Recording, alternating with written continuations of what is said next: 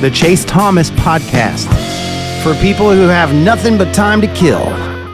Tennessee game in 2022 when he had kind of that first big play on that like 50, 60-yard catch. Like, he's just good. He just takes the top off of defense. So if that guy's healthy, it definitely adds a dynamic to Georgia's offense that I don't think anyone else on this offense can really be. Yeah. Switching gears here to the Vols, Matt Green. My question here and topic on today's show before we get into our Big Ten buy or sell predictions.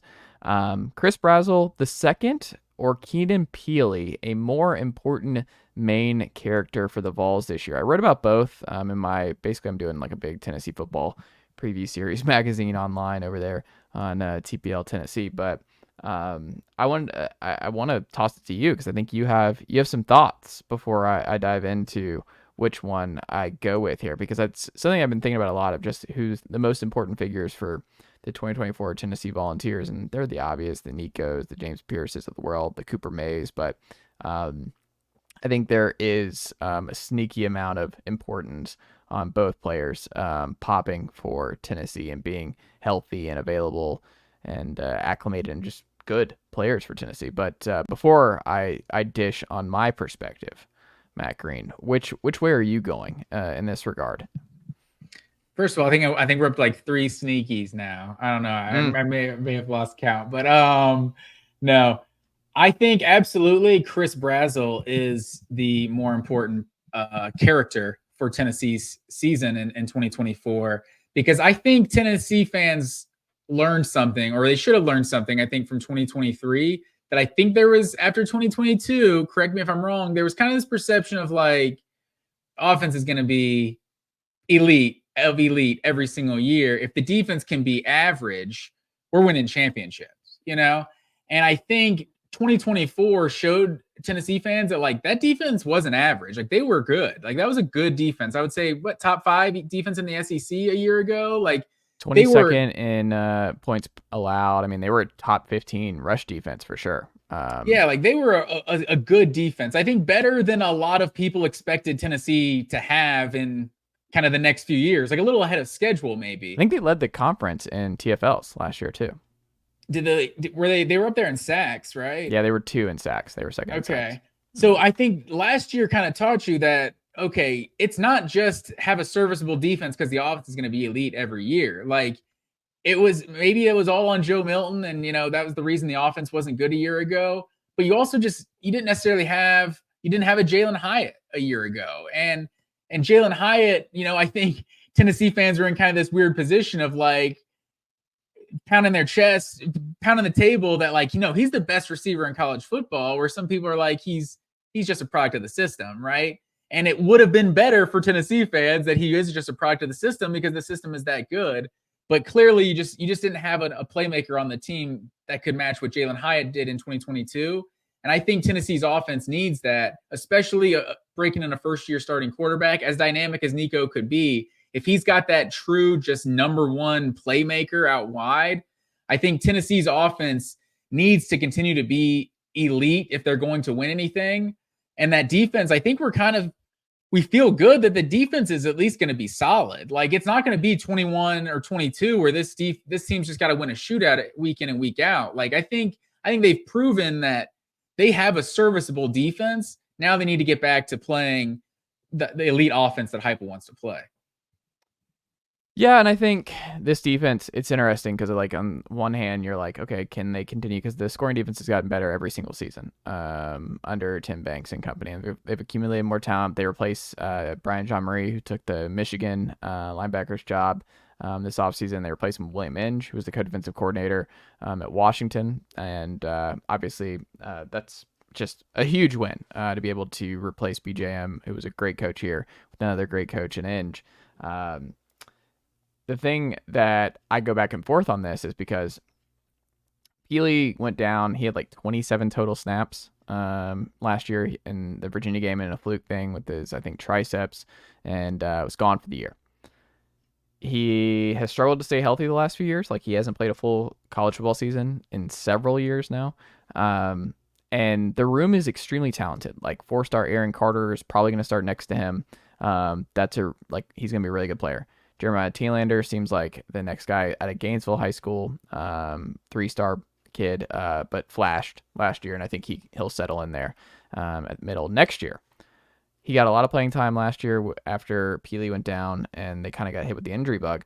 But that room is young. Like, everyone past Pili is young. So I think going into next year, they'll be okay. It's a lot of third-year blue chippers that will be ready to step in, and second-year blue chippers, like, they're recruiting really well. Like Edwin Spillman, 4-star, he's going to be a good player, I think. He'll be on special teams a lot this year. Jordan Burns, 4-star out of Georgia. Like, they have stacked talent really well at the linebacker spot, but they're all freshmen or sophomores or redshirt freshmen. You don't want to be in that position again where it's a learning on the fly when you're trying to make the college football playoff. And I think if Keenan Pili, or I think they need Keenan Pili to be available for a bunch of this season. If they have to conserve him and just be careful with his with the rotations and stuff like that to keep him healthy for the long haul, whatever you got to do, Pili is just such an important figure because, like, calling the defense, being at that middle linebacker spot, like, it's just a lot of moving parts. And the secondary, it's 5 new starters, so everything behind Pili is new with Gibson. And you lose your starting star for the season last week to a torn ACL. So you might start a true freshman, Boo Carter, 4-star kid at that spot. It might be Christian Harrison, Rodney Harrison's son at star. But either way, a lot to replace behind the linebackers. I just think Pili is such a sneaky number 4 important piece on this team this year because I think there's just so much youth behind him that you don't want to be in a position where you're learning on the fly again and having to play guys before they're really ready to go on a team that's trying to make the college football playoff. So I think Pili can be a really good player. I just think he's older. He's good. He's shown it in the past at BYU. He flashed early in the Virginia game, but he's just got to be healthy. And then on the Brazzell front, Brazzell is just like, he's huge. Like the length, the athleticism.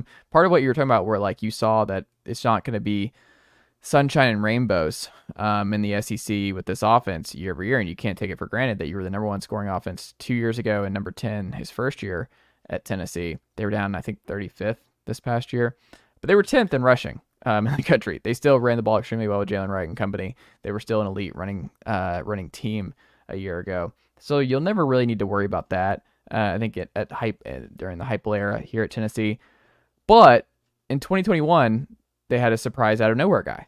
Cedric Tillman came out of nowhere and just became a go-to, just downfield, just catch anything that Hendon threw his way, became a huge guy and was huge for them the next 2 years. But that popped. They needed Cedric Tillman to become a guy out of nowhere.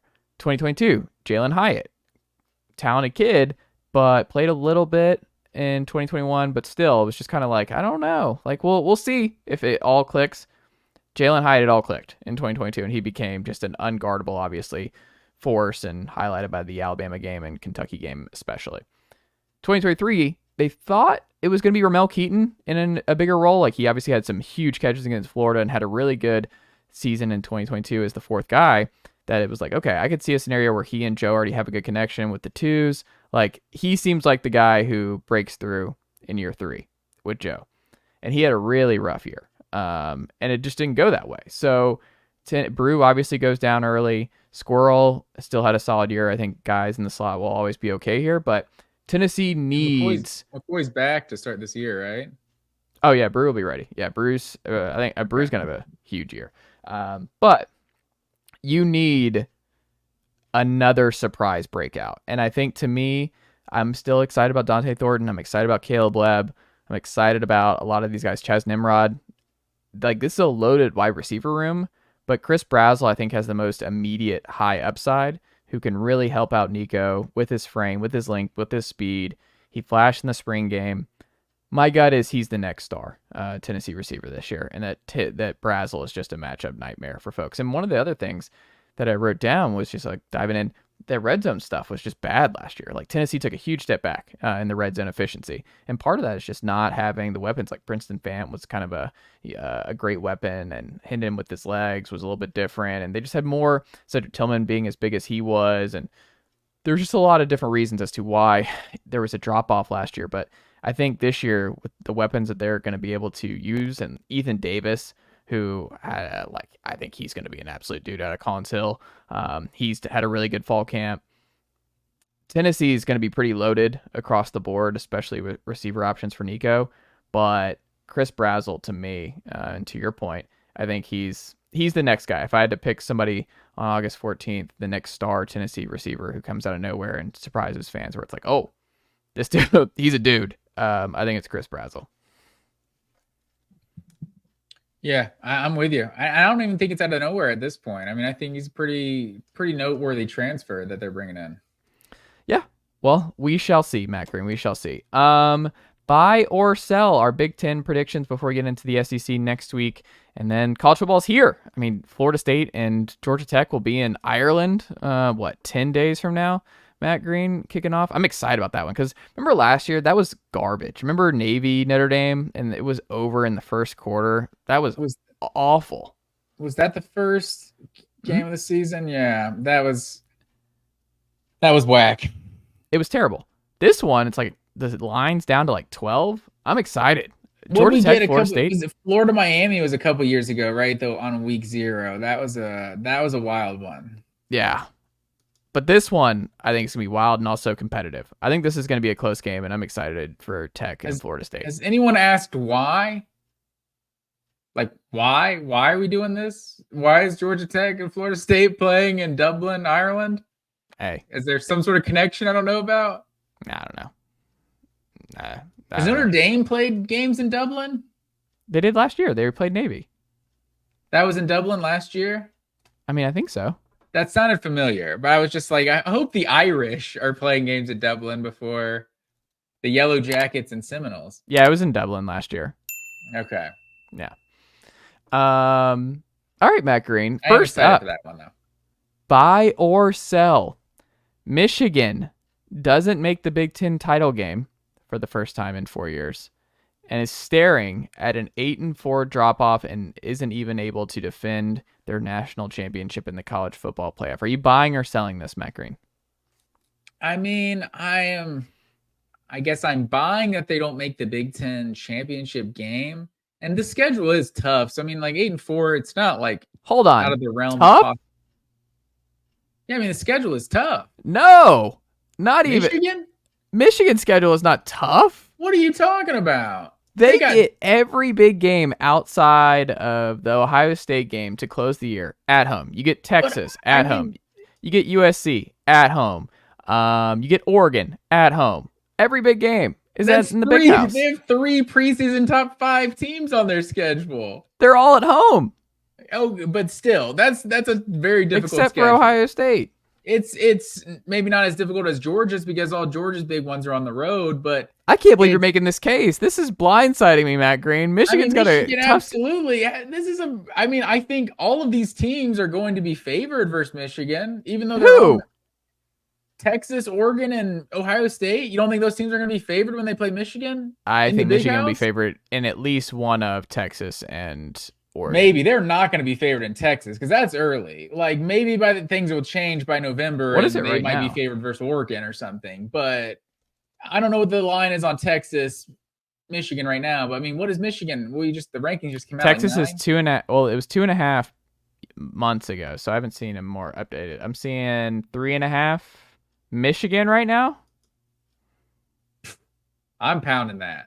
Texas. Oh, it's 3.5 Texas. It's 3.5 Okay, Texas. Texas is beating Michigan for sure. For sure? Yes. Texas on the road beating in the big house. They just went into Bryant-Denny Stadium a year ago, sir. They're not going to be afraid of the Wolverines, the defending national champs. This isn't Jim Harbaugh's team anymore. You're just definitive. I like it. You're all in on Texas. I can already tell. Before we get into the SEC preview, you're all in on Texas. I mean, Texas is going to be a really good team this year. But Matt, you're going to be playing running back for Texas by next week. Like, nicely done, nephew. The Chase Thomas podcast. Hell yeah.